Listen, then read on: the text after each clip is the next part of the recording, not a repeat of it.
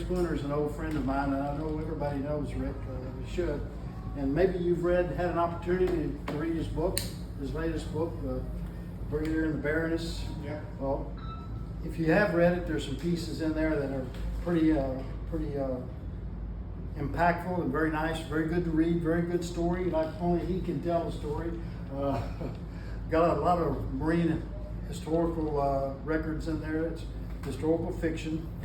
Brigadier and the Baroness. Brigadier tells us he's a young Marine whose father was a Marine, and father gets killed, and we trace a young first name Brigadier. He wanted to have a Brigadier in the family, so he named his son Brigadier.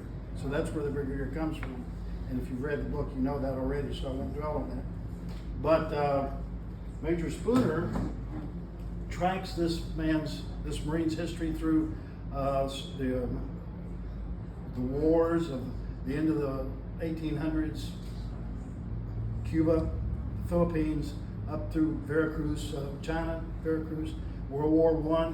The star Brigadier gets his arm, has to be amputated, World War I, and he goes off. That's only half the book. From there on, it really gets spellbinding as he goes on to live as a one-armed poker player on Cunard Line, the Atlantic Queen. And that's where it really got interesting for me. And my wife's read it too, believe it or not.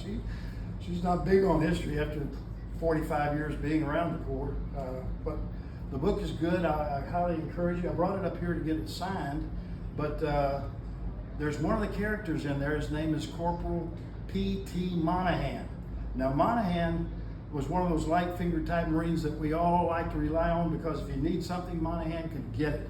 He could talk somebody into giving it, because he was a smooth talker, or he could actually go out and find it, whether it's duck boards or barbed wire, whatever they needed, Corporal Monahan would get it. Well, Monahan, light-fingered Larry, whatever, if it was around him and it could be of use, it disappeared. Well, Monahan went on in the book. You see, he graduated, corporal, but he graduated from Notre Dame in 1929, and he started taking one of these cruises aboard the Atlantic Queen. And there's a part in the book where he talks about Brigadier McDougal would go into the bar, play cards there, one arm, won a lot of money, but he had this special cigar case that you can read it out on page 287, I think it is, that he would come in, put a cigar case on the bar, the bartender would cut the cigar, light it for him, and get him going, because he couldn't light the cigar. He could deal cards, but he couldn't light the cigar. Anyway, Monahan happened to be on there, came in, didn't see his old friend, now gunnery sergeant, medically retired over there, but he saw something on the bar that you can see about page 287. Anyway, he picked it up.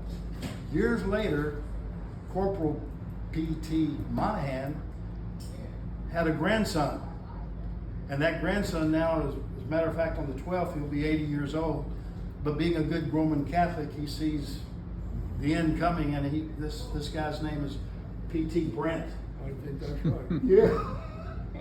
And P.T. Brent, seeing the end coming, wants to get rid of all these things, and one of the things his grandfather had picked up on the bar at on the Atlantic Queen was this cigar case that belonged to McDougal, Brigadier McDougal. Wow. And this says, I'm sure this is all true, you wrote it. I did say the book was fiction, didn't I? But anyway, Corporal P.T. Brent, who lives in Hawaii, couldn't come, but he sent this to me and asked me if I'm coming up here to get a book signed, maybe I could ask you to take this back, and maybe purgatory wouldn't be so long for him if he returned it on behalf of his grandfather, McDougal. Thank you all. That's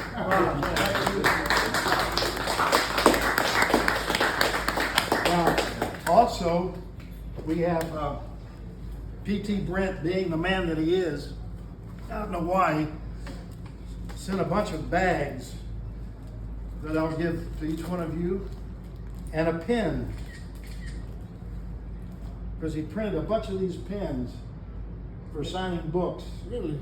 And the pen has the Eagle Globe and Anchor on it. Yep, I got to get my glasses out too.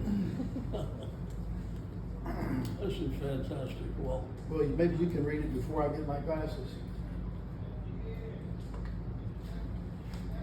Brigadier G.D. McDougall, from the officers and men of the 5th Regiment Marines, AEF, 1917-1918, Semper Fidelis. Hoorah. Right out of the book. Yeah, right out of the book. And the pen says, these pens say, Brigadier D.G. McDougall from the officers and men of the 5th Regiment, Marines, AEF, American Expeditionary Forces, 1917-1919. So there's plenty of pens. A 4-star flag salute to Mac McDougall and RTS. Who is RTS? Richard? Well, that could be anyone. Richard T. Treat. Richard Treat Spooner. That's it. Yep. So That's anyway, a 48-star flag on there. it's a 48-star flag. Exactly right. And it's the last At the flag. end of the book, that's all the stars we had. It's 48 at that time. That's at the time, and it's part of the finishing up of the book.